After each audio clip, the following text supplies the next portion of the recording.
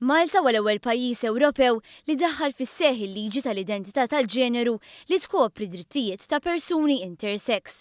Għal dan il-Prim Ministru Joseph Muscat meta indirizza seminar organizzat mill-Ministeru għal-Libertajiet Ċivili dwar is-suġġett fil-jum li fih din il-liġi kienet approvata mill-Parlament.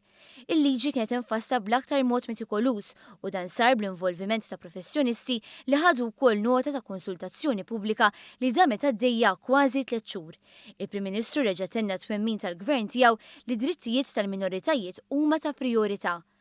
Għali il-fat li l-pajjiż li seta' kien ostili lejn persuni li rridu dawn id-drittijiet issa huwa l-ewwel wieħed fl-Ewropa li implementhom jimlih b'ottimizmu. Żied li pass importanti f'dan il-qasam kienu wkoll id-dritt tal-Unjoni Ċivili. Hawn esprima l-ħsieb tiegħu kif iż-żewġ każi nħass sens ta' libertà u progress. Il-Prim Ministru qal li pajjiżna se jkun teżempju għal pajjiżi oħra floti ta' drittijiet lil dawn il-komunitajiet. Il-Ministru għall-Libertajiet Ċivili Helena Dalli qalet li permezz ta' din il-liġi se jkunu mneħħija rekwiżiti fil-liġi li kienu abbużivi. Fosthom il-bżonn li biex mara jew raġel ikunu meqjusa skont il-ġeneru li jidentifikaw l-iktar miegħu iridu bil-forsi jgħaddu minn operazzjoni.